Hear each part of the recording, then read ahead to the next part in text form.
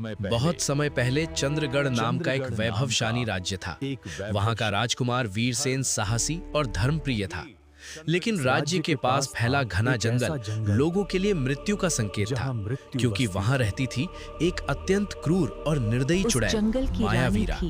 कहा जाता था कि वो केवल पाप करती है, निर्दोषों को छलती है और काले जादू से शक्ति प्राप्त करती है। मायावीरा का नाम सुनते ही लोग कांप उठते थे।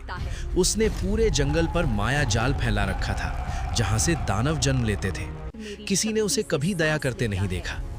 एक दिन शिकार करते हुए राजकुमार वीरसेन उसी जंगल में भटक गया। मायावीरा ने अवसर देखकर उसे अपने जाल में फंसा लिया। उसने सुंदर रूप धरकर राजकुमार को भ्रमित किया। राजकुमार उसके मोह में पड़ गया और बार बार जंगल आने लगा। लोगों को लगा कि चुड़ैल अब राजकुमार को मार डालेगी, लेकिन मायावीरा ने ऐसा नहीं किया। धीरे धीरे वो प्रेम के मोह में फंसने लगी।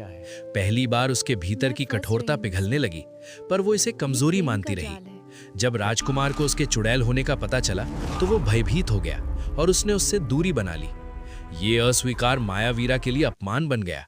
क्रोध में उसने राजकुमार को श्राप दे दिया और वो मेंढक बन गया।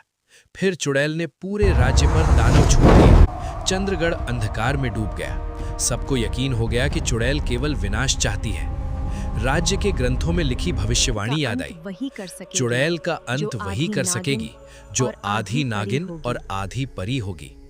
नागलोक और परीलोक की सीमा पर रहती थी राजकुमारी अनायरा। उसने दानवों का उत्पात देखा और युद्ध के लिए निकली। अनायरा ने नागिन रूप लिया, पंख फैलाए और दानवों का संहार किया। अंत में उसका सामना मायावीरा से हुआ। भयानक युद्ध हुआ। मायाजाल, काले मंत्र और जहर सब व्यर्थ हो गए।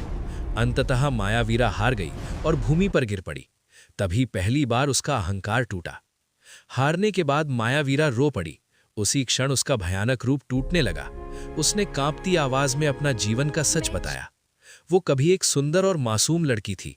एक छोटी सी भूल के कारण एक कठोर साधु ने उसे श्राप दिया था, तुम चुड़ैल बनोगी और जब तक आधी नागिन आधी परी तुम्हें हराएगी नहीं, तब तक मुक्ति नहीं मिलेगी।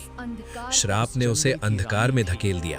पाप करना उसकी इच्छा नहीं, बल्कि श्राप का प्रभाव था। प्रेम में पड़ना भी उसी श्राप की एक कड़ी थी, जिससे उसका अंत तय था। श्राप टूटते ही वो फिर से सुंदर और प्यारी लड़की बन गई। उसी क्षण राजकुमार वीरसेन भी अपने मानवीय रूप में लौट आया। जब उसे मायावीरा का दुख और सच्चाई पता चली, तो उसने उसे स्वीकार किया।